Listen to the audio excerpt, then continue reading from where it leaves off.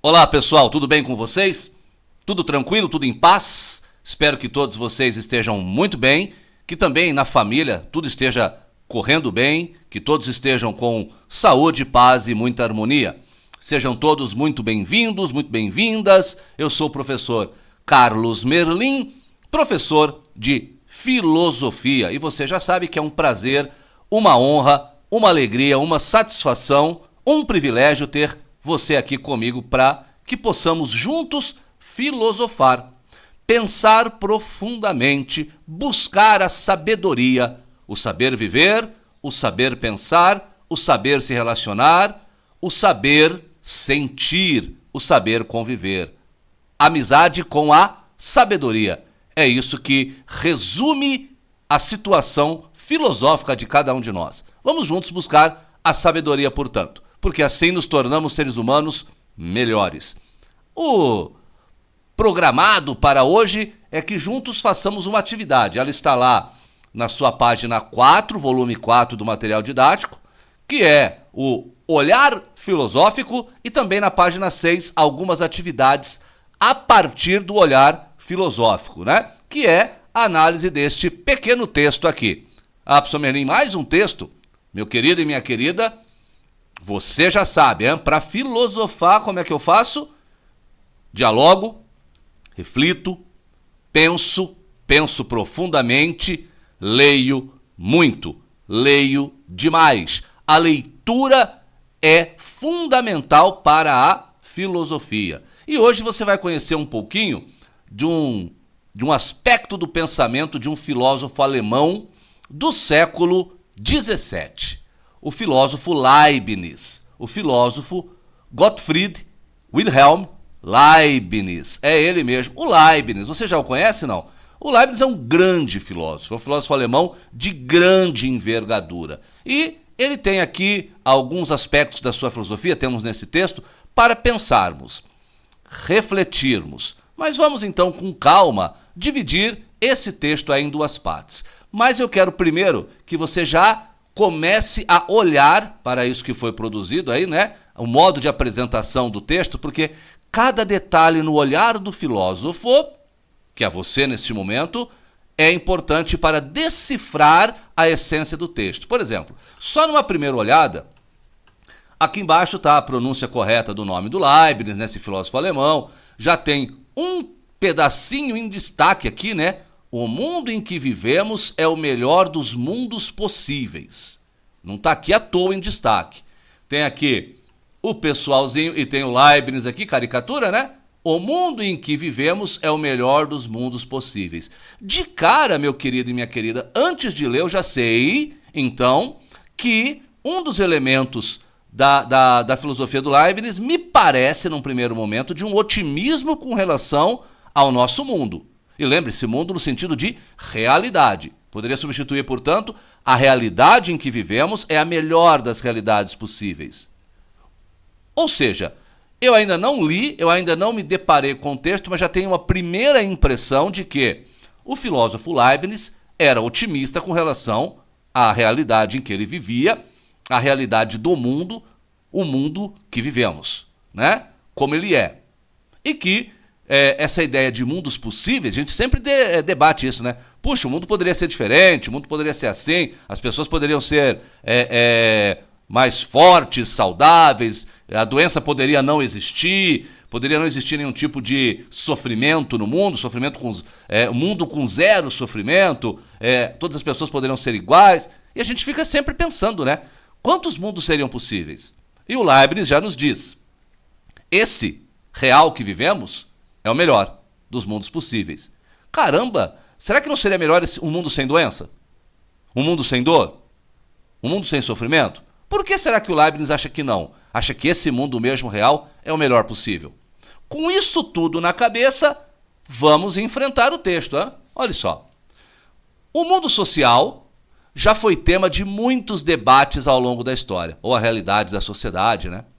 Uma vez que, contraditoriamente, ao buscar mundos melhores, a humanidade acabou cometendo guerras e atrocidades. Pausa. Isso é verdade. Na tentativa de mudar esse mundo, algumas vezes já deu muito errado. Muito errado. Vamos melhorar o mundo. Como? Fazer uma guerra. Aí milhares, milhões de pessoas morrendo e o mundo depois da guerra não se tornou melhor. Ou melhorou em alguns aspectos, piorou em outros. Mas justifica as atrocidades feitas? A tentativa de mudar a sociedade, a realidade, por meio de guerras ou revoluções? É um mecanismo válido? Vale a pena?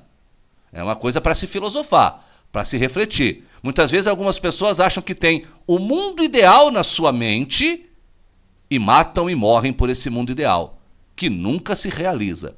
É a tal da ideologia, o poder da ideologia, né? Muito bem. Mas muitas pessoas já pensaram em melhorar esse mundo de algumas maneiras, né? Isso levou as pessoas a pensar em que mundo vivemos e em que mundo queremos viver.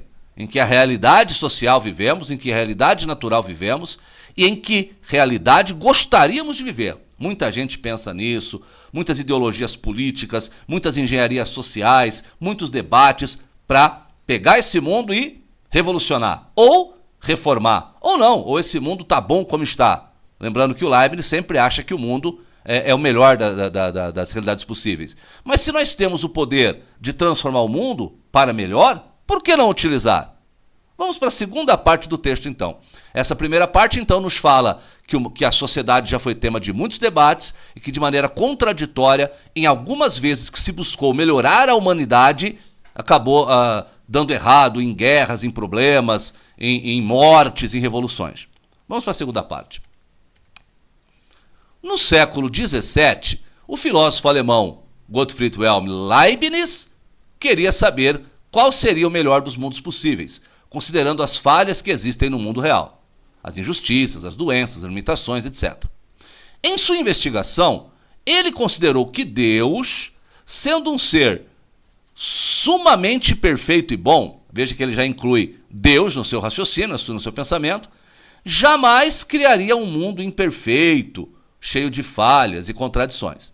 Então, esse é um ponto interessante de refletir. Se existe um ser plenamente superior, plenamente poderoso e plenamente sábio e bondoso, então o mundo que ele criou é o melhor dos mundos possíveis. Então vamos lá.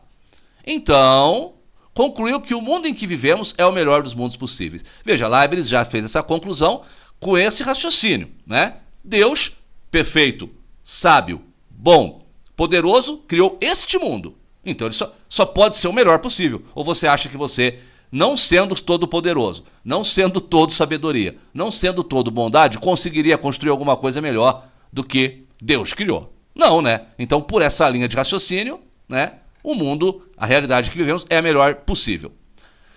Então, olha só, continuando então. Pois as falhas e as contradições presentes nele também fazem parte de qualquer um dos mundos possíveis e imagináveis. Então, na ideia de Leibniz, qualquer mundo criado, pelo fato de ser criado, né, apresentará limitações próprias da criatura. Ou seja, não sendo o criador, que é a única coisa possível de ser perfeita e sem falhas, qualquer coisa criada apresentaria limitações e apresentaria falhas. Olha, filosofia profunda. Vamos lá. Isso porque tudo que existe tem uma razão para existir. Leibniz ele vai ali na teleologia. O que é isso, professor Merlin?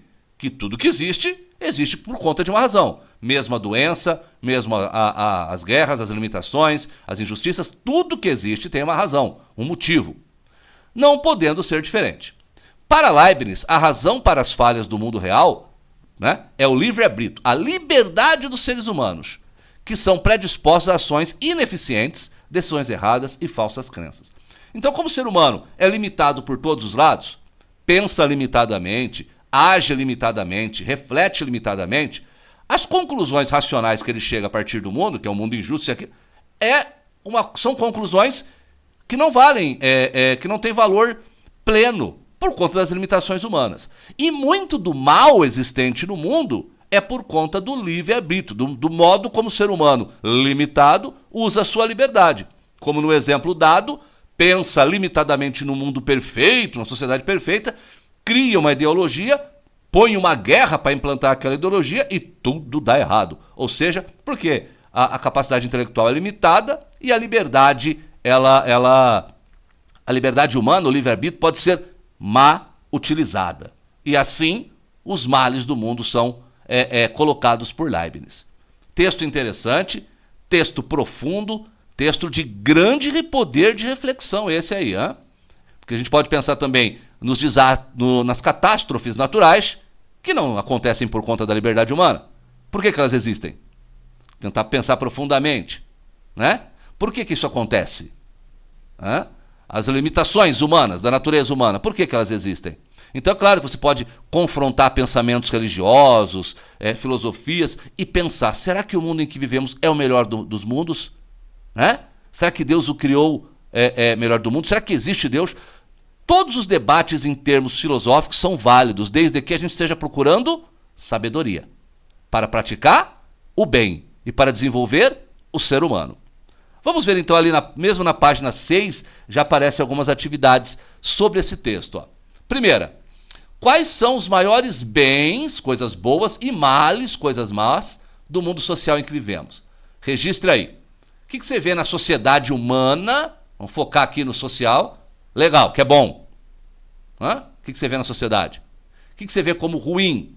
Então você tem, na sociedade, a gente já falou aqui, temos as injustiças, né? Temos a fome, né? Temos as desigualdades, não é isso? Temos as ditaduras, temos a imposição de padrões.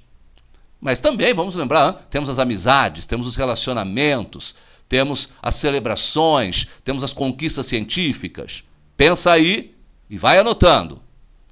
Vai anotando. Anotou? Vai para 2. Em qual espaço você colocou mais palavras? Por quê? Veja, será que é porque a sociedade, você colocou mais coisas no aspecto positivo, será que é o teu olhar sobre a sociedade que é positiva ou realmente é objetivo isso? A sociedade tem mais coisas positivas? Ou você preencheu aqui, será que você está numa fase onde está vendo só coisas negativas, né? Estamos de fato numa fase desafiadora? Ou será que realmente a sociedade tem mais coisas negativas? Né? Muito bem. Vamos para a terceira observação. Na sua opinião, qual ou quais são as origens desses males, né? E desses bens? Né? Então, agora aqui é pessoal. Porém, lembre-se de usar a lógica. O que você escreveu aqui, você vai escrever aqui a origem, como surgiram essas coisas boas. Então tem que ter lógica. Por mais que seja pessoal, tem que ter coerência, tem que ter argumentação. E os males? Mesma coisa, mesma coisa. Como nasceram esses males que você anotou aqui? Use aquilo que a gente falou, a lógica, a reflexão, e tenta ver a origem, como que nasceu. Veja a questão do livre-arbítrio, a questão das opções humanas. 4. Tanto o bem quanto o mal são frutos de escolha humana? Justifique sua resposta. Falamos aqui, hein? Eu até dei alguns exemplos aí. Falei de algumas situações de catástrofes naturais, falei de algumas situações de limitações humanas, mas também falei de guerras, né? De injustiças, de ditaduras, de ideologias, de revoluções. Pensa e escreve. 5. Na sua opinião, como seria o melhor dos mundos possíveis? Dá uma de Deus aí e cria um mundo melhor do que o nosso, né? Descreva-o nas linhas abaixo, explicando o que é necessário para fazer construir esse mundo. Aí você teria que pensar em como construir esse mundo sem causar os males. Olha que desafio. Como eu disse, muitas ideologias nos apresentaram no papel e na maquete um mundo perfeito. Na hora de executar, tragédias, ditaduras, guerras, revoluções e mortes. Aqui o desafio é você construir um mundo superando as limitações do nosso mundo, mas sem trazer males. Esse é o desafio. Repito, está lá na página 6 e o texto na página 4 do seu volume 4. Agora é com você. Bom momento de filosofia, escreve aí, partilha com as pessoas, dialogue e reflita, porque pensar profundamente nos faz seres humanos melhores. Eu vou ficando por aqui. Um grande abraço do professor Merlin, até o nosso próximo encontro. Tchau, tchau!